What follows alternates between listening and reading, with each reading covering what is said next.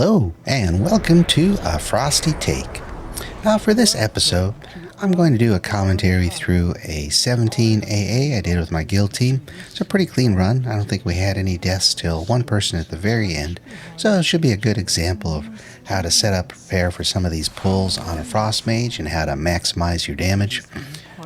We are at the end of this season, so we won't be doing Academy in 12.1, but the same techniques and principles are going to apply in the next set of dungeons as well.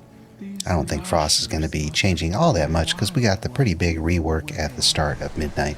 And it looks like our new tier set is just reinforcing what we're already doing. So this first pull has a couple pretty big mobs in there. We stagger this pull, so we'll just have two Vile Lashers. So see, I pick up the off-target Vile Lasher first. I dump a Ray of Frost in, load up the stacks. Then I switch to our main target Lasher. And if I'd been a little smarter, I would have focused targeted so it's a little easier to get to. Now I'm going to bury him with Ray of Frost. Now I've got lots of stacks up on both those big targets. Now I'm going to start shattering off those stacks.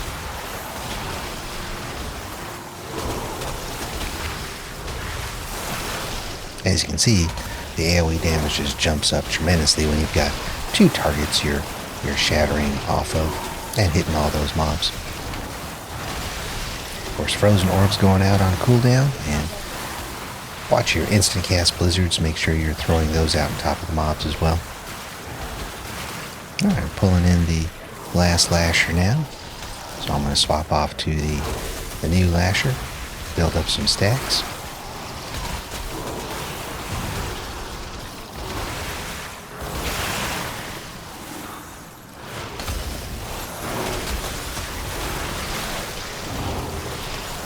As you can see, it's not too complicated, but you do want to be watching, of course, your feet and use your shimmer to help get you from place to place as needed.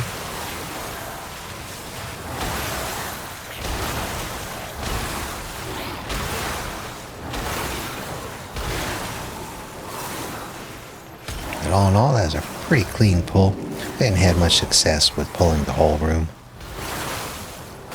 So the staggered pull works out better for us. So this boss, of course, has reoccurring adds, and sometimes they will aggro on you, and sometimes they won't. So the first one will not, the second one will. That's where you got to kind of think about how you use your cooldowns. But for this first phase of the fight, you're just fighting the boss. You're just building up stacks, doing your damage. I don't generally use my Ray of Frost here because we're going to save it for the add phase. And I'm also saving my Frozen Orb, as you can see.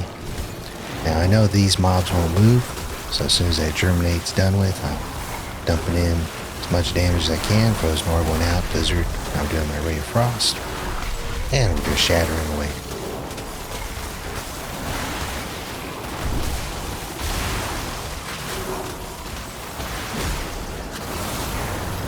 Of course, I swapped over to the Ancient Branch.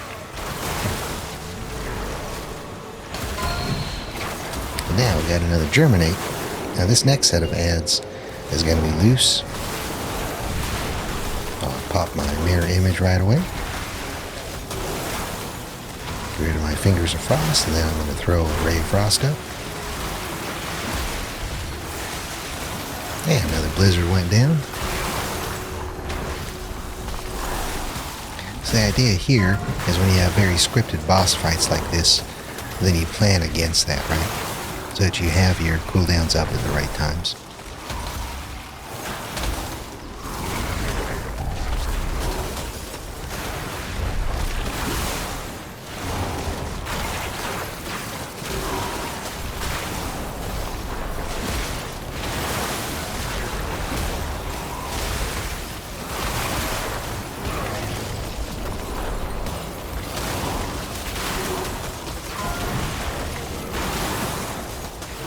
So right here, I'm going to hold up my Ray of Frost just a couple seconds till I got my trinket available.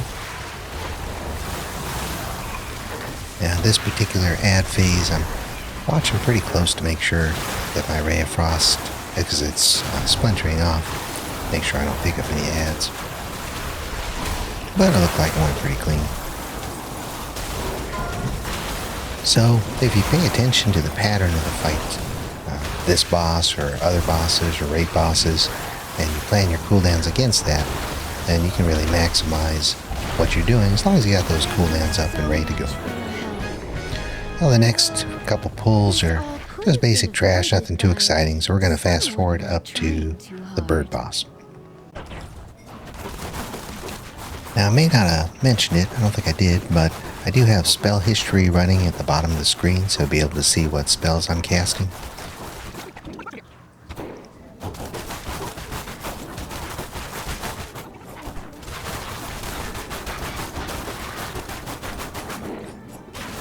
Yeah, won't miss these stupid birds too much.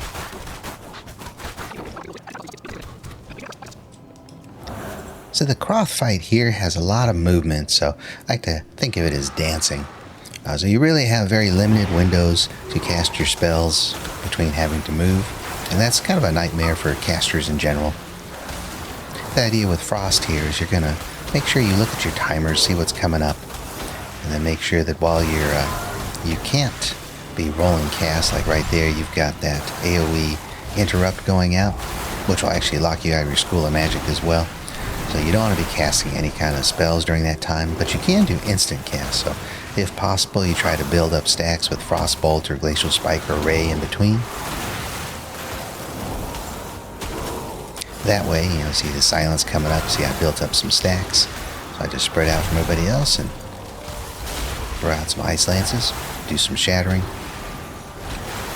And of course this fight, that dot actually after the silence goes out is pretty nasty, so it doesn't hurt to use defensives for that too. Same thing, I got it's kind of a movement phase where everyone else took care of the balls that time, but I was looking to see if I need to grab a ball and get it over to the goal. So I had stacked up some freezing stacks before then, so we can still be Ice Lancing on the move and getting some damage. Same thing, got a silence coming up, so built up a couple stacks.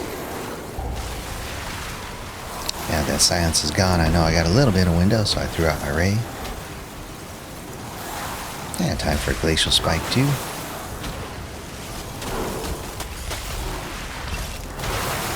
We do have another silence coming up, so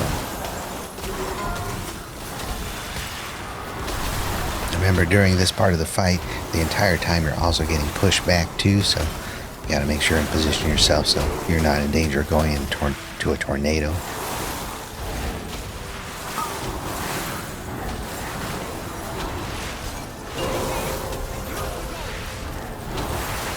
Now we're going to the last phase here with the fire,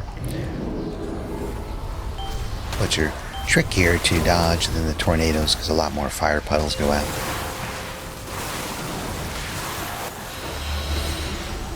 Alright, so heroes up. Threw a bunch in there. So at the same time, I know I'm get blown back, but I want to just get ahead of those big red circles. Once again, we're getting pushed back this entire time. But you take advantage of whatever windows you got to get a cast in. Build up some stacks, then as you're moving to get back in position, you use your stacks.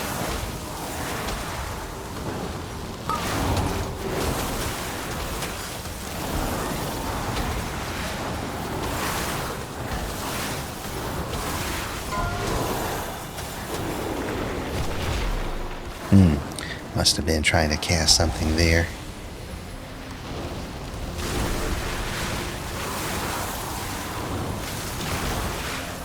That looks like recovered, got my Ray off.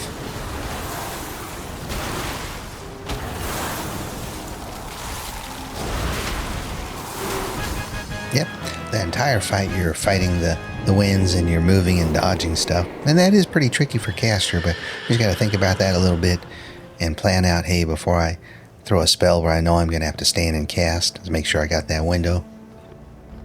And you do that, and then kind of stutter step and reposition yourself get out of mechanics or make sure you're going to avoid mechanics. Alright, this next part is pretty standard trash, so we're going to go ahead and fast forward here. Just want to remember to target high health mobs and dump your Ray of Frost in and then shatter off of that to all the other mobs. Is one thing worth mentioning is use Invisibility. It's a very strong tool, so in this season there have been several targeted effects that will focus on individual players. Usually you'll see a big circle and you get a warning on your screen. But right there I'm about to get hit by the Ravager jump, so I hit Invisibility before that went off. And I was able to avoid that taking damage from the dot afterwards, right? And that's pretty important. So you can do that with the Arcane Sentries over in Master's Terrace too. Just be aware that if you do it before they start channeling on you, it'll jump instantly to someone else. But if you cancel it right after they start channeling, then it'll just drop one small pink pool under you. But then when you invis it, it stops it. So Veximus here isn't a real tough mechanical fight, but it is a very tough on how much damage hits the individual player, especially mages. We don't have a lot of health pull. So here in this fight, you really have to juggle your defensives constantly. So between the debuff you get from intercepting the orb, which of course we can't let those hit the boss, and then the mana bombs you get that do a pretty big amount of damage plus a dot. You're going to want to use your barriers, alter time, whatever you can to keep yourself alive. So we'll see there, I use my alter time so I can pop back up at full health. You can see right there, I dropped down I think 20% on that hit.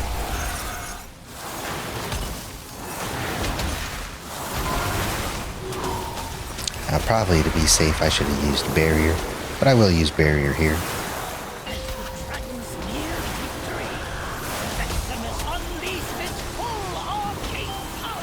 You gotta keep moving for those and you won't get too much damage.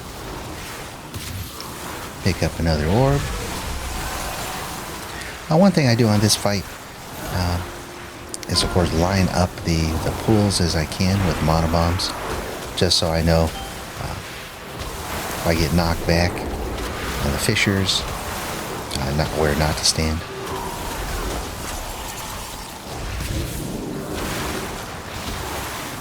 I blinked in to get my orb.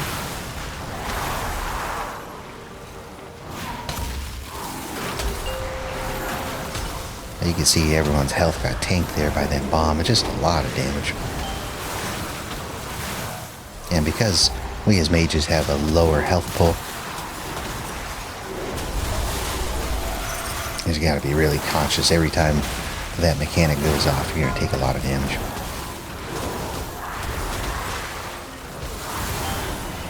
Here's another bomb, but I did use alter time on that.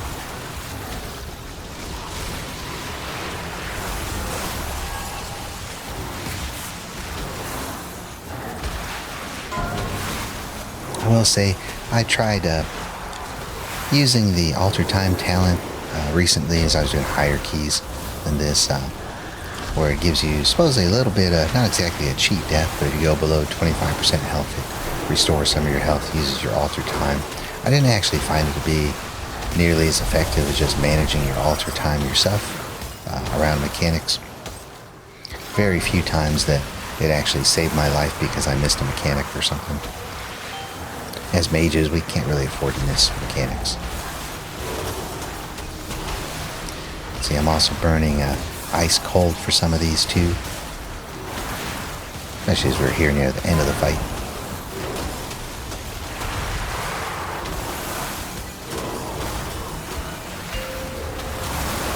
But yeah, that bomb just went off and it's 33% right there, right? So it's pretty easy to get yourself killed in that fight. That's where you really got to learn how your defenses work. You got barriers, you got alter time, you got ice cold. You don't use them all at once. You don't want them all in cooldown at once. You got to stagger those out across a fight like that. All right.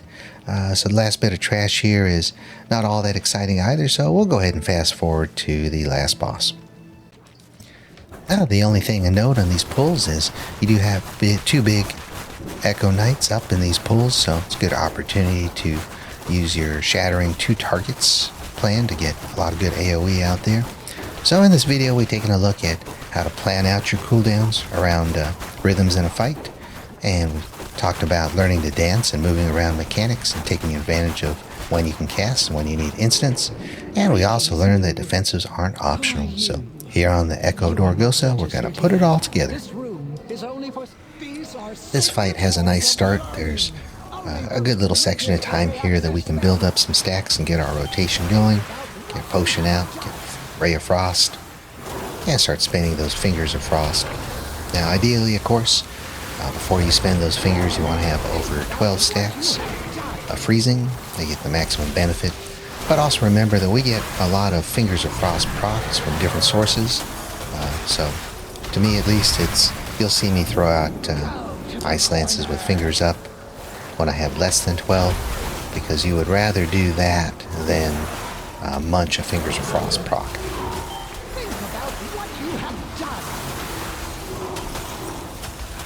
This boss has a lot of stuff to dodge, so you kind of want to keep your eyes open on your periphery to make sure that you're not standing in the way of balls.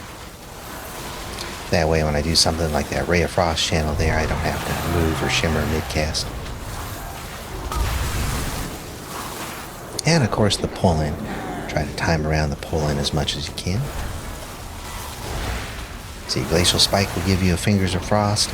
There are a lot of sources, so I would not sit on 2 Fingers of Frost for any length of time. Use them, even if you have less than 12 freezing stacks. Think about what you have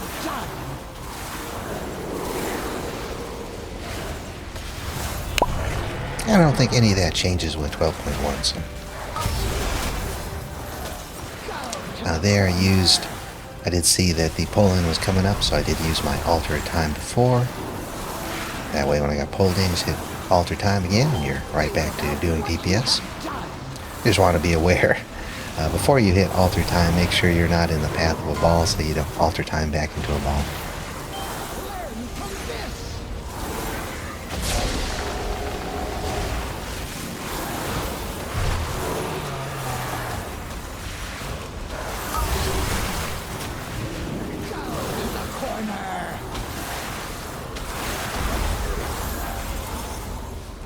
There I had quite a bit of movement to make sure I got somewhere safe, so I didn't end up using all my shatter or my freezing stacks.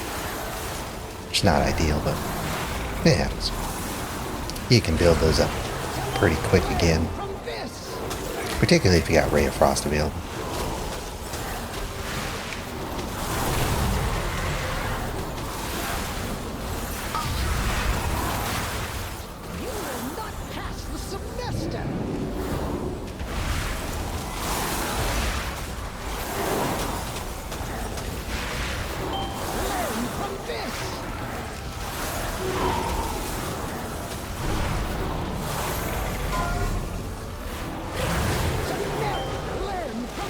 With so much stuff out there in the boss room here to dodge, it's really important that you're watching everything that you're doing, because eating 1 or 2 of those balls will probably kill you.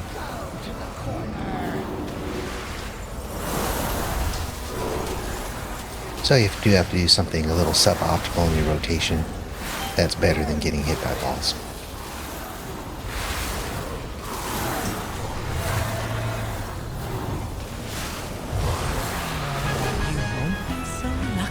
Hey, and there we go. Pretty clean run. Only had 1 death right there at the end, so I call that a big win. I think it was the first time our team had been trying to get Algeth'ar 17 for a while. I think this might have been 5th or 6th try, because the timer was actually kind of tight. There's all those different things we saw in the different boss fights. If you mess up any of those, you get a 3-4 deaths. You're already looking at a pretty tight timer. Well, thanks for coming along for this episode of A Frosty Take. Hopefully you learned a little something or saw something you didn't know. If you have any comments, please leave them below. Otherwise, I will catch you guys on the next one.